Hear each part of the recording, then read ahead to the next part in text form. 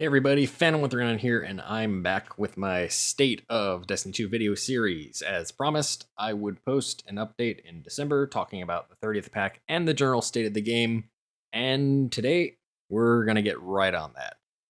I will say right away, this is going to be a bit shorter today since I hit most of the big points last time, but there is a big problem area Bungie really needs to hammer down on, and this recent update has only acted to further amplify this problem.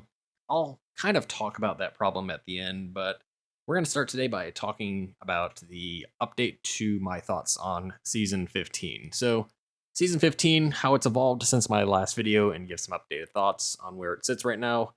About the time I did the last video was about a week or so before Festival of the Lost began, and we also saw Legend Astral Alignment and Legend Shattered Realm come out around those times as well.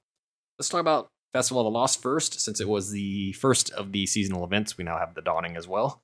I was very pleased with how Festival of the Lost turned out, seeing as Haunted Forest was no longer available, being vaulted with Beyond Light. Having a Lost Sector focus event was kind of neat, albeit a little limited in nature with only 3 sectors available as part of the event. Now, the event currency was split between the usual candy, and then we also had spectral pages, which were used to complete a lore book, which was used as the event progression system this time around. I did enjoy the little character nods to the event going on as well. We had a couple of characters actually have some voice lines talking about the event. My only big major gripe was that the sectors should have been a bit more numerous, as in there should have been like maybe seven of the lost sectors that were selected. Also, the bug that had you sitting for 1 to 2+ minutes if you killed all 10 mini bosses right away should have been fixed during the event and not brushed aside to next year, kind of also hinting that the event will not be changing next year as well. And, I'm not really a fan of lacking or dropping innovation for these seasonal events. They really should actually try to do new things every year. Shifting gears, Legend difficulty for Shattered Realm and Astral Alignment offered pretty much exactly what I thought it would. Higher difficulty through additional modifiers, more champions, and then the addition of the locked loadout option.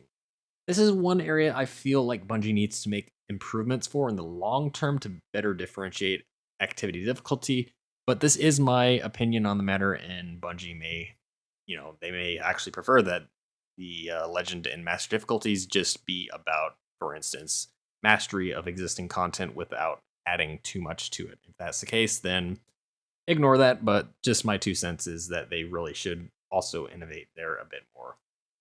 The armor and weapon grind is still relatively intact with the normal reward sources in place. My feedback on Pinnacles and RNG drops remain, as well as raid lockouts needing to be removed at this point in time. This is all stuff I've talked about in the past, so I'm not going to spend any more time with it today. Story-wise, nothing new has happened since the end of Week 7, and we appear to be in a bit of a holding pattern right now for the current time, with the end-of-season event being the only remaining story element. We'll see when Bungie decides to drop that one on us. So, all in all, nothing really to hit on that hasn't been said already, and I don't really foresee any changes to the rest of the season. I will provide my final ratings in March when my next video goes up for State of Destiny 2. Okay, so with Season 15's update out of the way, let's shift gears and talk about the 30th Anniversary Pack, something I mentioned I would save my thoughts and feedback for around the time the pack came out. Well, the pack is out now, so let's talk about this. So the pack is $24.99. As I mentioned back in my previous video, feedback will be reserved for today, and here we are. PAX information at the time was kept kind of very closed lips until the actual release date itself. We didn't actually get any trailers or information about what was included, other than the fact that Gallahorn and the dungeon was going to be included. We didn't really get any information about anything else that was in the pack, so I couldn't really provide a full bit of feedback at the time, not really knowing everything that was in the pack.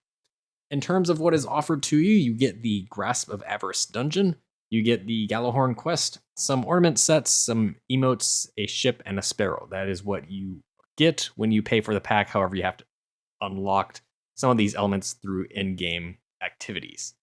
Now, also launched at the same time was the 6-player Dares of Eternity activity, which is accessible to everyone, with some classic weapons themed on past Bungie titles. Now, pack owners get some extra loot from the activity along with 700 free Bright Dust each week until the Witch Queen launches in February. Don't forget to pick those up every week.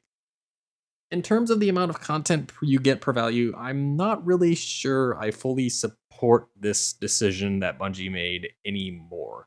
Now, remember back in Season 11, Season of Arrivals, we got the Prophecy Dungeon free for all players. So it really feels like Bungie was testing the waters on selling dungeons and just padded the cost of the pack with some extra Eververse content.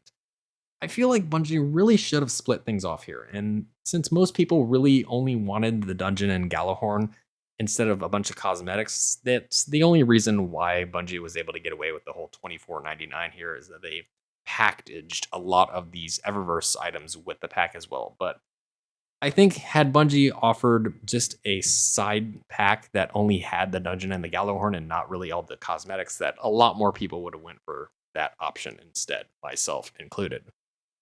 As to Grasp of Eververse itself, in my personal opinion, this is the best dungeon they've done so far, and if this is a glimpse into the future of dungeons we're getting in year 5, we have a very bright year ahead of us in terms of the other 2 dungeons coming. As an avid solo flawlesser, you can take a look at my videos on this channel. This was actually a very fun challenge. I managed to set my own personal best by knocking this out on day 2, and again, I just recently posted a video on my run of this channel. You can check that out if you want. As to the exotics that were included in the pack, well, Galahorn is back, and Bungie was very cautious to not make it extremely powerful. Fusion rifles are still outclassing it for this season, given particle deconstruction of the thing. The change to Galahorn to grant allies Wolfpack rounds was a fun little addition. I did get the catalyst done, and I feel like the wording on it was a little bit off. I think that it shouldn't have said faster missile, but faster Wolfpack round, since it only spawns a single Wolfpack round and not another missile. Which, let's be honest, that would have been completely nuts if it was just spamming Galahorn rockets on it. Forerunner, on the other hand, was the next exotic meh arm, but I'll give Bungie some props. It actually deserves some props this time around, since the damage on it is actually fairly good this time around. I don't have the catalyst lit since it requires a full reset in the Dares of Eternity activity, but I will have a review for this much later, likely in March. So, all in all, if you want my thoughts on the 30th anniversary pack, I'd kind of summarize it as the following 2 points. Point number 1, if you are active in the endgame of Destiny 2 and you don't mind buying Bungie content, you enjoy playing Destiny a lot, then this pack is probably an okay grab for you. Maybe not the best value in terms of what you get for the content, but it's still going to be an enjoyable experience for you. Point number 2, if you don't engage in many in-game activities, then I'm just going to tell you right now, don't bother with the pack. Save yourself the $24.99 and wait for Witch Queen. You'll actually get a lot more value from Witch Queen compared to the 30th pack's offerings. Okay, so 30th pack's out of the way. Now we need to shift gears to the criticism of the day, and that is on the Sandbox team. Lo and behold, they made another big blunder. So today's topic for Sandbox team deals with the other half of the big update that came alongside the 30th pack, which was the full suite of Sandbox related changes. Now, folks, you already know that if I need to talk about anything related to the Sandbox, then the Sandbox team screwed up again. And sure enough, we've once again pulled the full loop of what happened in Destiny 1, and we're now doing the same thing again and coming full circle due to PvP related tiers in Destiny 2. So, in this update, Bungie applied a full suite of ability-based adjustments. Now, there are some positives to this. They added the ability to do variable cooldowns. Now, from the concept of an RPG game, this is a very good way to differentiate abilities that have different prowess and power levels in the game. As a first swing, however, they didn't really do a good job there. The only problem I feel like is Bungie swung the pendulum so far back that we might as well have now undone every patch that brought ability play to the center stage of the game in the first place. Now, the Sandbox developers actively came out and said that the last thing they wanted to do was go back to year 1 of Destiny 2. And while they seem to avoid this in the PvP side of the game, given the current Sandbox option of weapons, PvE unfortunately feels completely reverted back to year 1 minus the old double primary system. In addition, instead of delaying the ability changes to Witch Queen alongside changes to the current bounty system in place, Bungie decided to just push out the patch with the numerous existing ability bounties untuned to the point that they are excessive chores. You can just go to the Reddit or the Bungie forums and see the number of complaints about the Iron Banner ability bounty from players that honestly just saw what happened to ability cooldowns and the strength of their abilities being weakened and said no. Honestly, Bungie, this only serves to help prove my point here that these changes were done in very sour taste. Now, Destiny has always had strong gunplay. The problem is, without the abilities and the space magic, as Bungie calls it, Destiny is no better than any year's Call of Duty title. Now, I do not play Destiny for Call of Duty. I play Destiny for Destiny. Bungie, if I wanted to play an RPG game where guns and gunplay was the center point of the experience with a very limited ability usage, I'd go play The Division 2. I'd not be playing Destiny if I did not want to play an ability-centric game. This is not what Destiny is supposed to feel like. It's supposed to be ability-centric. Abilities are supposed to be the key component of your kit, and then your weapons are supposed to augment things. I think the problem is that since PvP players have been so used to having a strong gunplay-focused game that they now think that abilities are bad for the game. Well, unfortunately, you're wrong. My major gripe here is that it always seems like when the game feels good on the overall gameplay side of things, especially on the PvE spectrum, you have just a small select group of people on the PvP side of things that whine about things, how it's ruining the game. See any number of PvP focused streamers. Now, for the past 3 years, the tiers from the PvP streamers have been focused on the overall flow of ability usage in the game. Oh, abilities are too common. All you see is abilities, abilities, abilities. Players, however, could have very diversified forms of builds that would favor faster ability recharge at the expense of lower resilience or slower recovery time, for instance. The problem here with PvP, though, is that those stats don't really have an influence on the game. That is why you have people who went into PvP with high-powered ability-focused builds see maximum intellect, strength, and discipline without worrying about mobility, recovery, and resilience because they didn't need to. Everyone is set on a same playing floor in PvP. Now, I do not contest at all that some things were broken in PvP, example, Shatter Dive, Shoulder Charge, etc., but there was no need, and absolutely no need, to completely destroy the ability economy across the board. And especially given the cadence of recent Bungie patches that have actively separated the tuning of things in PvP and PvE, that's really the only thing that needed to happen, was another one of the separate PvP/PvE focused patches. The game feels like it has significantly slowed down now. With lower ability usage rates across the board, we're losing out on a lot of the quote-unquote space magic, which makes Destiny a fun experience. I feel like this is only going to hurt things in the long run without a reversion. So what I think needs to happen is the first thing that needs to happen is that every cooldown nerf adjustment needs to be reverted. I don't care if abilities do less in PvP, but they are the centerpiece of the experience, especially in PvE.